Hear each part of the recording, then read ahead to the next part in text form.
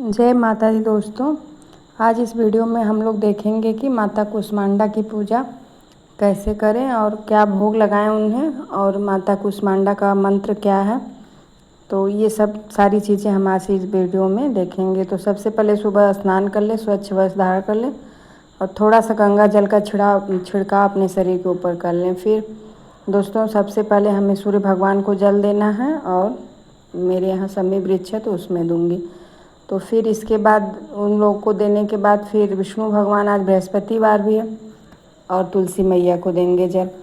तो थोड़ा थोड़ा हल्दी डाल के और विष्णु भगवान वाले जल में किशमिश और चने की दाल और गुड़, ये तीनों चीज़ें मिला के देना है। और माता रानी का बस मतलब चावल और हल्दी गुड़ डाल के तुलसी मैया को दे देंगे जल।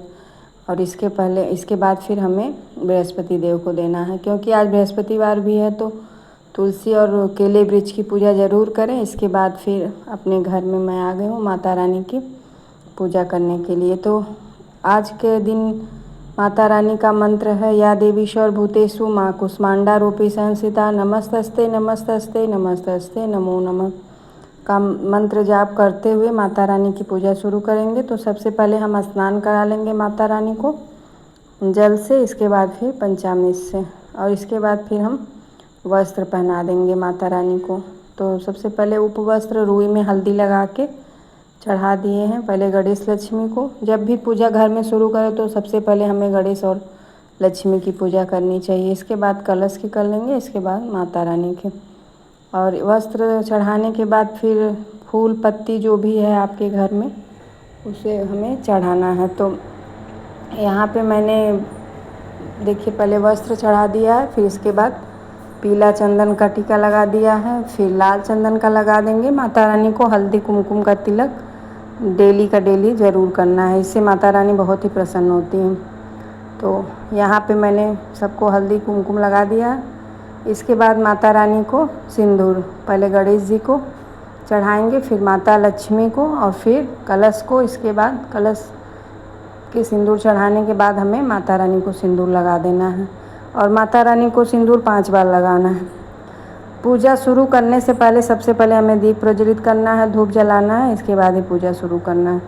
बहुत से लोग क्या करते हैं, आधा पूजा कर लेते हैं उसके बाद दीप जलाते हैं, धूप जलाते हैं। ऐसा नहीं करना है। अग्नि ही साक्षी होती है, भगवान के पास जाकर मतलब कि पूजा घर में प्रारंभ हो चुकी है।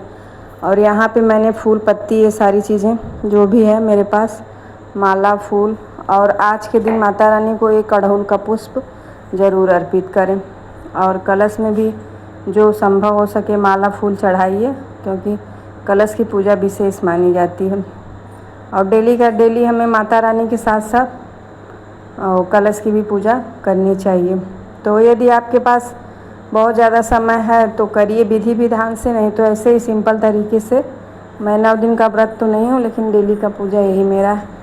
इसके बाद माता रानी को इत्र लगा देंगे, थोड़ा सा रुई में इत्र को लगा के। इसके बाद तोड़ तोड़ के जितने भी देवी देवता हैं घर में, पहले माता रानी की पूजा कर लेंगे, उसके बाद सबकी करेंगे।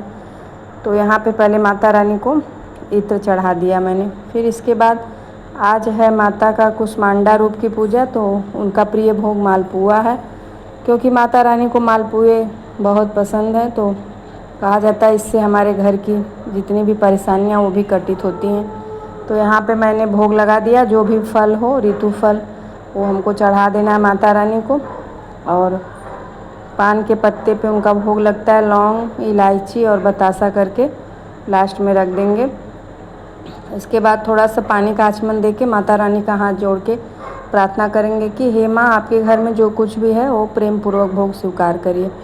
इसके बाद हम थोड़ा सा अक्षत अपने हाथ में ले लेंगे, यदि फूल है तो फूल भी ले लेंगे, और सप्तशती का पाठ कर लेंगे। तो सबसे पहले हमें कवच का पाठ करना है। यदि समय नहीं है आपके पास तो 108 माता रानी का नाम लेके आरती कर लीजिए, और शाम के टाइम दोपहर टाइम जब भी समय पाइए आप पढ़ सकते हैं बुक को। तो यहाँ पे मैंने पढ़ने के बाद थोड़ा सा पढ़ा है, इसके बाद आरती कर ली है। आरती करने के बाद दोस्तों जो भी आपके घर में दक्षिणा हो माता रानी को 10, 20, 11, 21, 51, 101 जो भी है डेली का डेली ज़रूर निकालिए, क्योंकि इससे घर में धीरे धीरे देखेंगे बहुत प्रभाव पड़ेगा, उन्नति की तरफ जाएंगे आप लोग।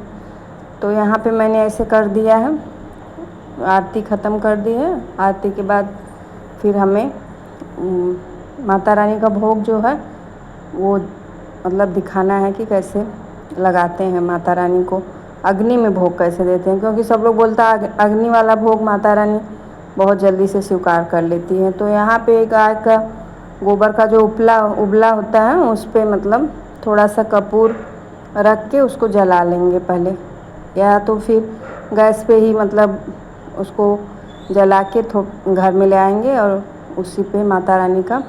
और जो मैंने वही बताया कि पान के पत्ते पे बतासा, लौंग, इलायची का भोग लगा, वही भोग और मालपुए को थोड़ा सा